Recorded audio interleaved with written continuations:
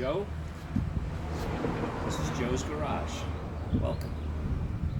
Today, I'm here to introduce you to Black Mamba killer bike skin. I've got several high-end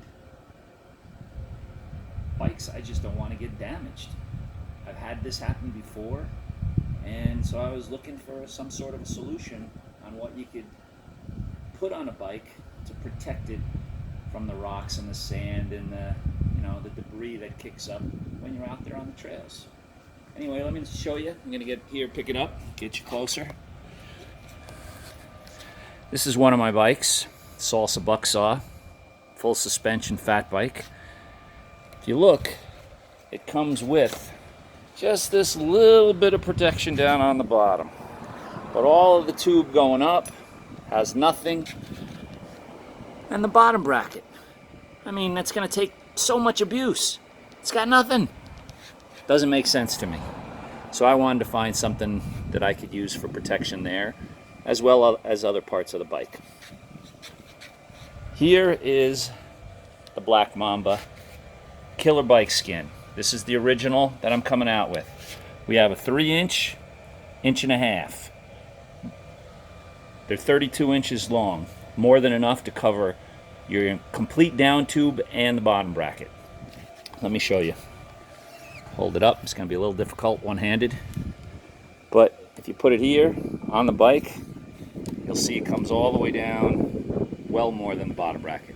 So you'll be able to do a complete down tube bottom bracket area with just one piece. Thickness would be based on your bike. Obviously a fat bike, you want a 3-inch piece. If you have a skinnier, regular normal bike, you could probably get away with the 1.5 inch. These are thick. Check it out. Adhesive backed, but thick neoprene hard rubber. Here's the one strip I'm working with today that I'm gonna show you. I've already cut it down some, but we'll get to that in a second. Finally, let me show you my other bikes. This is a Salsa Bucksaw that has been converted into an electric bike, an e-bike. Got the BBSH2 and the Wolf battery pack on it. Thing flies. I'm getting old, my knees are bad, I gotta do something. Another bike, it's all in there, getting ready to be built. That is another Salsa carbon frame.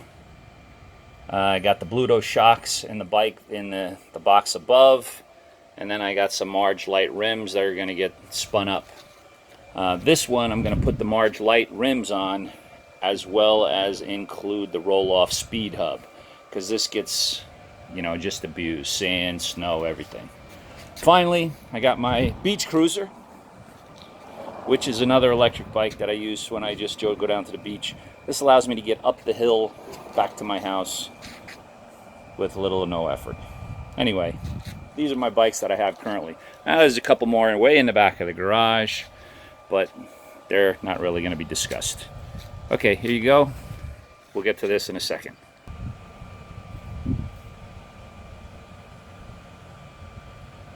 Okay, first thing I want to do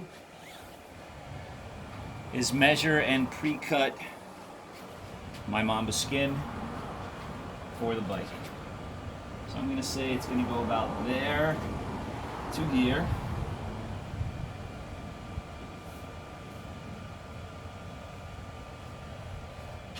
And then I'm going to mark it with a Sharpie.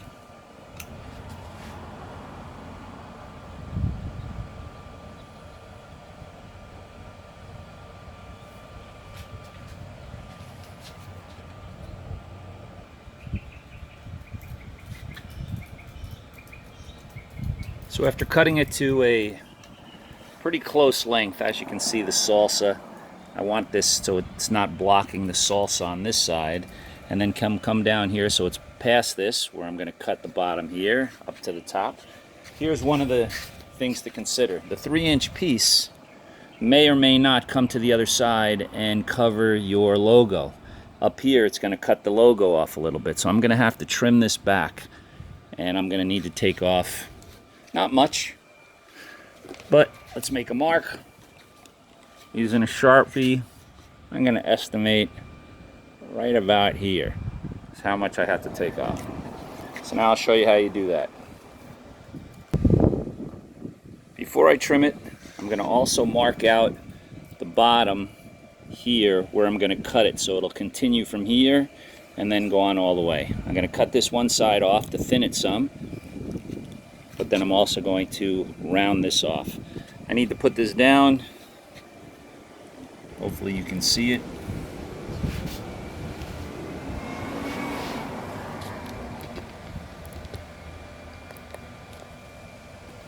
Okay. Try not to get in the way. So, marking it here.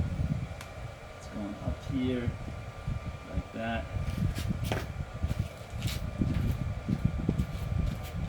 And then it's going to loop around and come down this way. Doesn't have to be perfect, but you know, I want it to be pretty nice. Now, if I want this up top to go higher, I could lower this cut and then I'd get more length up here. That's your decision. Okay, first cut I'm going to do is thin it down. You can use a pair of scissors. Cut's very easy with scissors. But to make the nice clean line, I prefer a straight edge and a razor knife.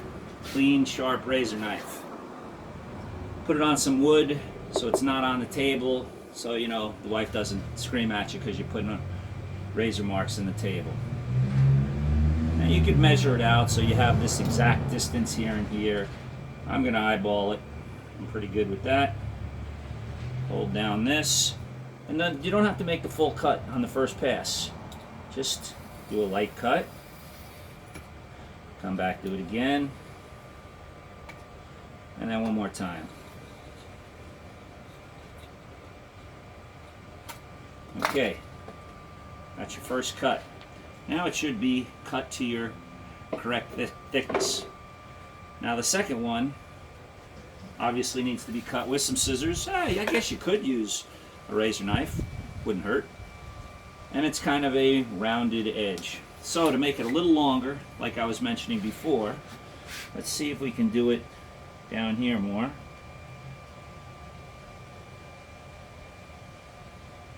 And the other thing is, if you leave it a little long, you might have to make a couple of cuts. Might be more beneficial to you to do it this way. So let's try the razor knife.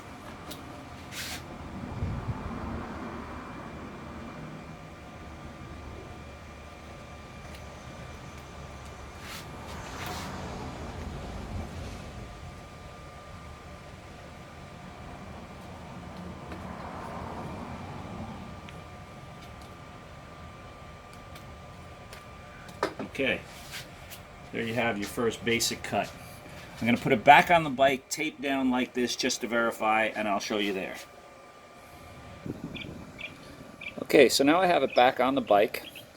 I trimmed it out so it makes a pretty good match down on the bottom here with the existing protection. Then it goes up and pretty close to the top, and then you can see how it does not, and it will not when it's glued down, affect my logo. Gotta see the logo. So there you go.